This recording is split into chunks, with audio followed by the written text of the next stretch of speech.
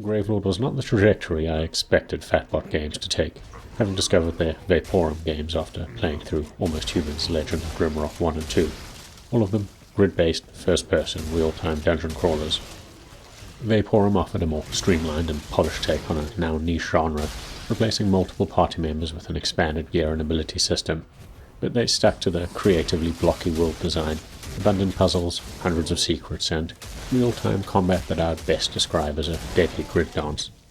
In contrast, Gravelord is a retro-inspired first-person shooter competing in a saturated market. But between their knack for level design and the unexpectedly great shooting, it might have a chance of standing out. Befitting the genre, Gravelord is light on story elements. The intro reveals the hulking, square-jawed, top-hat-wearing gravedigger Guido, who works in the employ of death as his ancestors always have. The problem that you're running and gunning towards is an alchemist by the name of Kieran Husk, murderer of Guido's father and manufacturer of supposedly life-extending potions that have instead created an undead scourge. Unless you read through the short comic-style collectibles found in each map, that's all the context you'll get. Guido's personality boils down to barely controlled rage and a string of bad jokes in a Cockney accent that grew tiring by the end of the first map, so it's probably for the best that the narrative elements don't interrupt the flow of gameplay too often. Based on this first episode, with 8 maps and a boss at the end, Gravelord is remarkably traditional in structure, and, to its benefit, distinctly Quake-like when it comes to movement, gunplay, and the visual design language. You traverse Gothic-themed maps on the hunt for coloured keys or switches, following visual clues like coloured lighting. You acquire traversal-based abilities like a spectral grapple and a double jump to reach new areas and secrets. Every time you find said key item, you can expect monster spawns, and most maps culminate in a chaotic charge to the exit, or a boss fight, typically under the influence of rage runes that briefly buff resilience and weapon fire rate. Despite footsteps that suggest he weighs half a ton, Guido hurtles around the map like he's sprinting on an ice rink. The movement mechanics are perfect for surviving firefights in a game with no hit-scan enemies and high difficulty.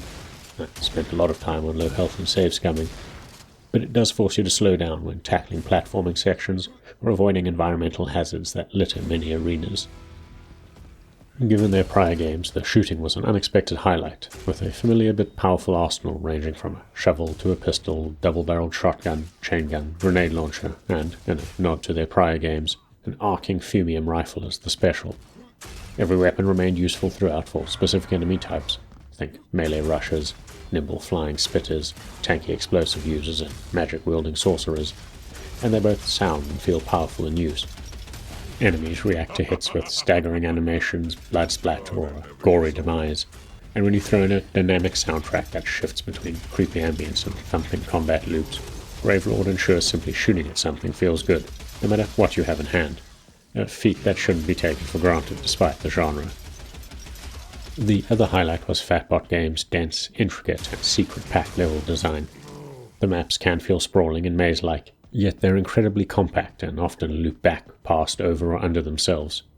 In addition to typical key hunts, there is no shortage of consumables tucked away, or secret buttons and rotating statues with riddle-like clues that lead to mega health boosts, early access to powerful weapons, and a range of character and weapon upgrades. Regardless of whether you're purging graveyards, riding conveyor belts through crypts, avoiding magma pools and crematoriums, swimming through sewers, or navigating a Gothic town, each map feels handcrafted with a ton of thought going into their layout and enemy composition.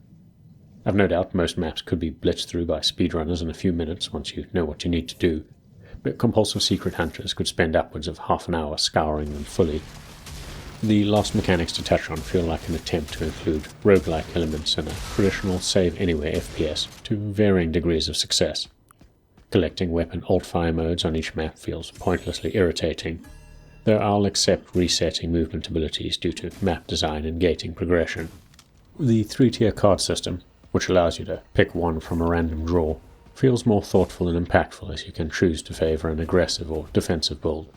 As an example, I could massively boost my survivability by combining a card that regenerates 30 points of health, with cards that let me deal more damage and receive less damage at or below 30 health.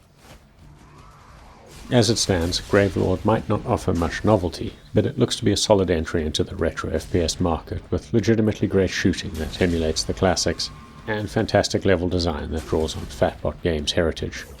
That said, there is one element that might prove divisive. Gravelord currently has a strong visual filter enabled, far more aggressive than the marketing materials suggest, that ensures everything more than a meter from the player becomes heavily pixelated and increasingly indistinct at range. It feels similar in function to the filter seen in Proteus, but it's ramped up to 11 and I doubt it's working as intended. It grew on me over time, but there seems to be no option to tone it down in this early access build. I'm wondering if a degree of auto-aim might be due to the fact distant enemies are often reduced to a handful of moving pixels, difficult to track against the background. If you've got this far, please consider giving the video a like and maybe subscribing to our channel, as it helps us grow.